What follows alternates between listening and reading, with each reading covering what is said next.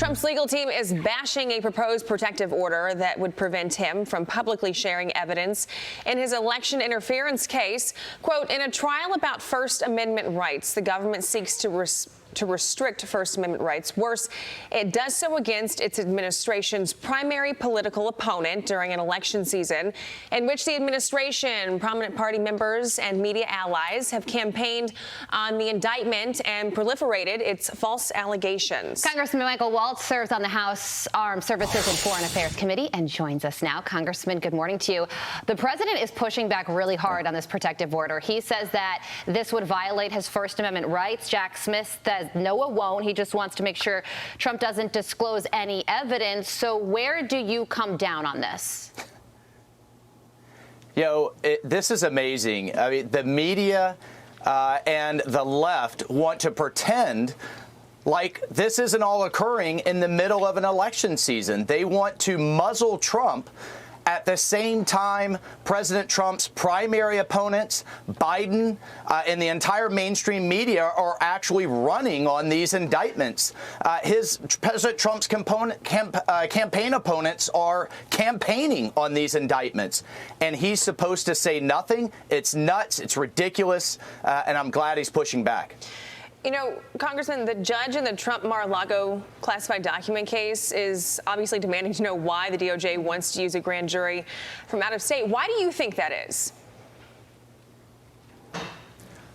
Well, because they're using a grand jury from D.C., where it is overwhelmingly pro-Biden. It's overwhelmingly Democrat. It's one of the most liberal cities in the nation. So I think they've got a friendly operating environment here, much more friendly than increasingly red Florida. The other thing the special counsel is trying to do down in the Mar-a-Lago case is file things under seal. And this is a play right out of Adam Schiff's playbook. You file it under seal, just like Schiff had the impeachment hearings down in his SCIF, and then you guys can't see it. The American people can't see what's going on. Witnesses can say one thing behind closed doors, but then go out and talk publicly and say a different thing. And then meanwhile, the Department of Justice leaks selective, salacious details, again, against the leading political opponent of Biden in the middle of a presidential campaign. Fortunately, it looks like the judge in that case is pushing back. I didn't even know you could use an out-of-state grand jury, but he sure is facing a whole lot and possibly more charges to come down. In Georgia, apparently they put up barricades outside the Fulton County Courthouse.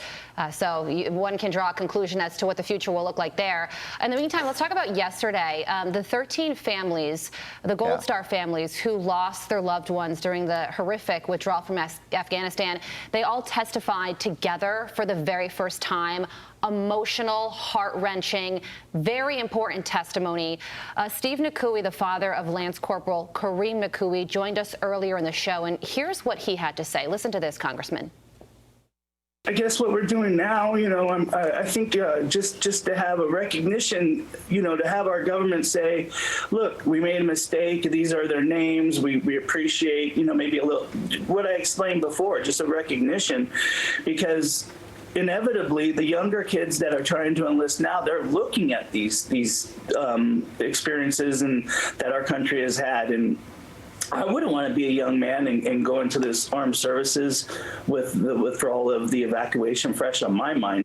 Yeah, the bravery these families displayed, the heartbreaking messages that they gave yesterday was certainly something. Congressman, 2 years later, where are we in this investigation into what happened? Well, we're continuing to uncover more and more, despite some disgraceful, disgusting stonewalling from this administration. And I'm so glad that these families had a chance to have their say. I give Representative Darrell Issa a lot of credit for holding that hearing. Look, I've dealt with Gold Star families my entire career. I've met with these families. Of course, they're grieving, but I've never seen a level of anger that from families like these. They feel like they've been lied to. They still have items missing from their loved ones that they haven't had access to. They've heard nothing from President Biden. They feel like he wants to sweep it all under the rug. And as one father said yesterday, his son, his Marine, said, be a grown-ass man and own your mistakes. And that's what they're asking of Joe Biden. Amen to that. Congressman, we have to leave it there. Thank you so much. Fox and Friends starts right now. I'm Steve Doocy. I'm Brian Kilmeade. And I'm Ainsley Earhart. And click here to subscribe to the Fox News YouTube page to catch our hottest interviews and most compelling analysis.